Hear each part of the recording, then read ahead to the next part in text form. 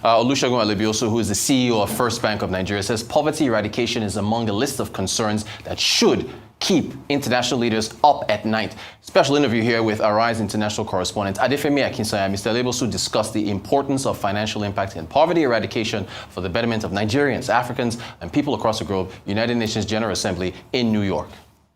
Well, on the sidelines of the 79th edition of the United Nations General Assembly, we are here at the UN Global Compact Leaders Summit, and I am joined by Segun Alebiosu, who is the CEO of First Bank of Nigeria. A very warm welcome to Arise News. Thank you for your hospitality so far.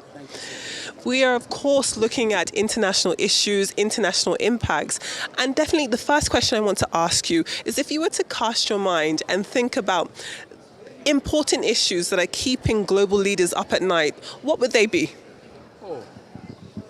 One, rising poverty and inequality across the world. And we've seen that everywhere. Two, the climate issue. And three, gender. And what do you think is the type of poverty that you would seek to eradicate? Poverty, in whichever form you see them, they're all symptoms of something. And so, most times, poverty comes from lack of access and lack of resources. So whichever way you look at it, if you want to go to school and you're unable to finance it, it's the same. If your parents are unable to raise the money, it's the same. Okay, if you're unable to feed yourself, if you're unable to, if resources around you are not sufficient to actually advance your own interest, they all contribute to the same thing: capacity, capability, and access. And so to eradicate poverty, and of course, you know, we have, even in our country, have multidimensional poverty.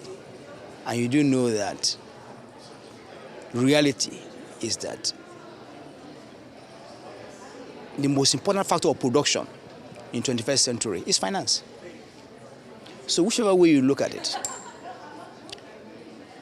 the easiest way to get people out of poverty is access to finance. That is quite a telling description for you, being that you're in this position. But I wonder if you could talk us through what you've been discussing here at the Leaders Summit. What type of ideas have you been made privy to? What ideas you have tried to share when it comes to making a truly global impact? What have you been able to learn here today? Well, several things, right? Innovation, innovative financing, sustainable financing, and of course, artificial intelligence, implications for humanity, for biotechnology, and so many other things that will shape the future. And that it's unfortunate that most times we don't plan for the future, we run into it. But other people are planning for the future, and how the future will be shaped is today. And we're seeing it. And of course, technology has always acted as real differentiator across the world. And if you check in the last 20 years, monies have been made in IT. And so if you don't have the human resources to actually get to that level, you will fall behind. And that's what we are seeing. And the Global South has not been able to do so. So the Global North has been able to win. Apart from India, that is able to fight back, the entire Global South has not been able to rise up to it. And that income gap is so wide.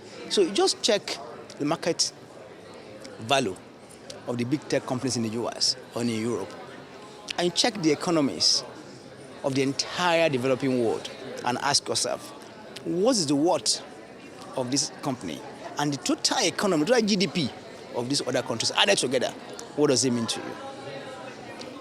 So when you check research fund of some of these companies, about $20 billion, just research alone for a year.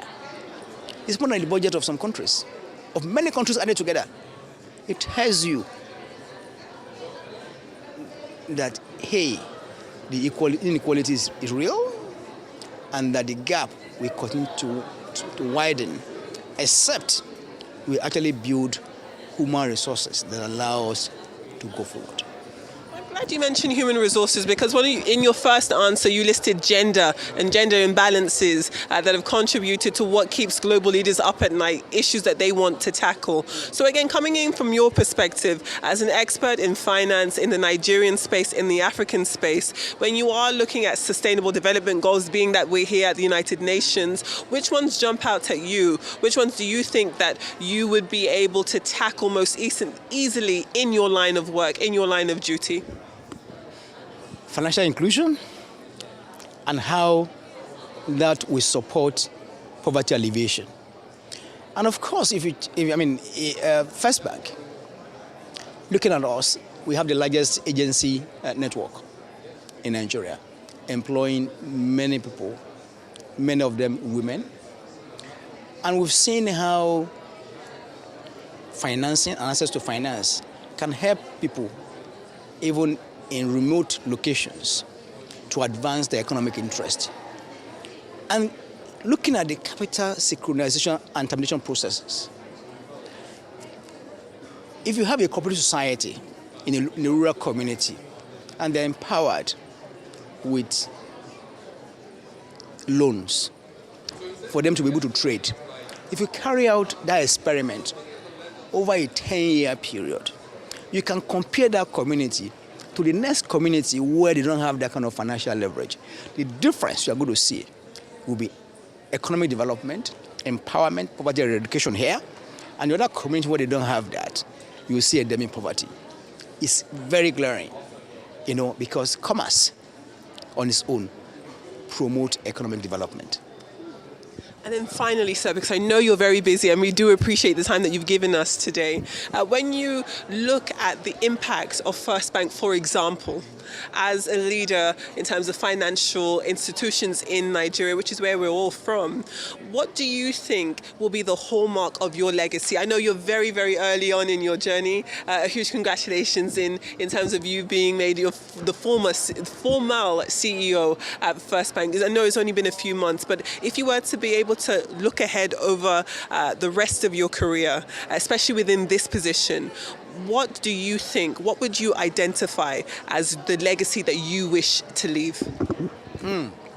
The First Bank will be further entrenched